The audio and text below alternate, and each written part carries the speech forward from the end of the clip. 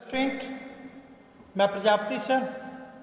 आज हम लोग क्लास 10 सिविक्स का chapter 4 caste, religion and gender में पढ़ेंगे कि mention any 4 step which can be undertaken to improve the women's representation in politics.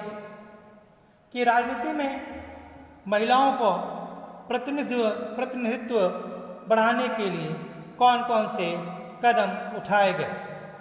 तो मैंने इसके पहले टॉपिक में बात की थी कि फेमिनिस्ट मूवमेंट में महिलाओं ने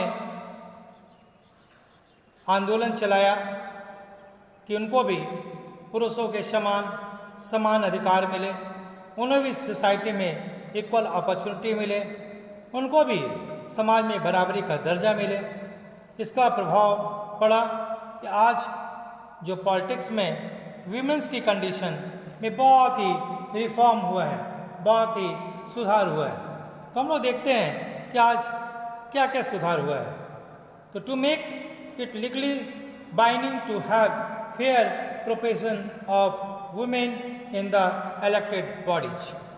निर्वाचित संस्थाओं में महिलाओं के लिए कानूनी रूप से एक उचित हिस्सा तय कर देना चाहिए।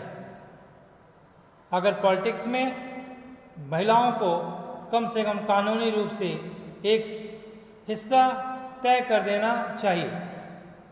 दूसरा देखते हैं, by reserving some seats in the Lok Sabha and state assembly for women. महिलाओं को लोकसभा और राज्यसभा की विधानसभाओं में भी कुछ सीट आरक्षित कर देनी चाहिए ताकि उनका प्रतिनिधित्व लोकसभा में भी हो और राज्यसभा में भी हो। तीसरा, political parties should be also give due representation to women's member. राजनीतिक पार्टियां भी महिलाओं को उनकी प्रतिनिधित्व का उचित हिस्सा दें कि पॉलिटिकल पार्टी में भी महिलाओं को एक कम से कम निश्चित संख्या में उनकी भागीदारी सुनिश्चित की जाए। और bye rising the literacy rate, अगर महिलाओं की कंडीशन को सुधारना है तो साक्षरता दर भी बढ़ा देनी चाहिए ताकि वीमेंस की कंडीशन पॉलिटिक्स में भी और अच्छी हो जाए। ओके, अब आता है अगला टॉपिक कि फेमिनिस्ट मूवमेंट क्या है और इसकी डिमांड्स क्या थी, इसकी क्या क्या मांगे थी। नारीवादी आंदोलन क्या है और इसकी मांग क्या थी। तो नारीवादी आंदोलन में औरतों को व्यक्तिगत और पारिवारिक जीवन में बराबरी की मांग उठाने के लिए किया गया था।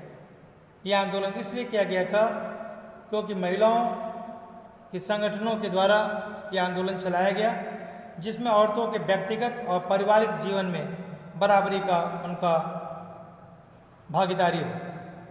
इसमें बहुत सारी मांगें रखी गई। पहला, कि जीवन के हर क्षेत्र में उनको बराबरी का अधिकार मिले। जीवन का हर क्षेत्र, हर एक या सामाजिक हो, आर्थिक हो, धार्मिक हो, राजनीतिक हो, सभी एरिया में उनको इक्वल अपॉर्चुनिटी मिले।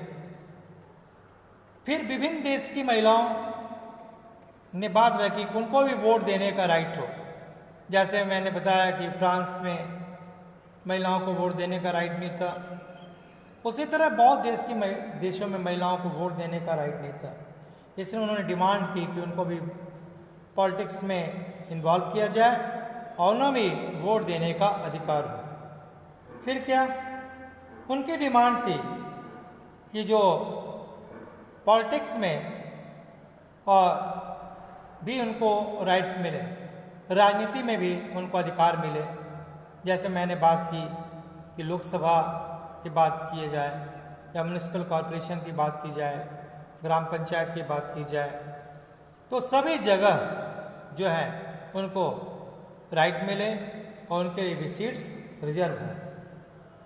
और क्या, कि उनको भी एजुकेशन का राइट हो, उनको भी शिक्षा का अधिकार हो, सभी को पढ़ने का अधिकार हो। महिलाओं को भी बेटर एजुकेशन के लिए बाहर जाने का राइट हो, उन्हें भी अच्छी एजुकेशन रिसीव करने का राइट्स हो, और एम्प्लॉयमेंट में भी उनकी कंडीशन अच्छी हो, उनको अच्छे रोज़गार मिले, वेजेस इक्वल दिए जाए, वर्किंग आवर्स को फिक्स किया जाए।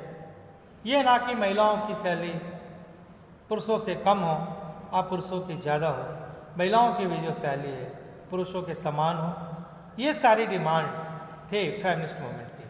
तो आज हम लोगों ने पढ़ा फेमिनिस्ट मूवमेंट के बारे में और कौन कौन से उनको पॉलिटिकल राइट मिलने चाहिए। ओके।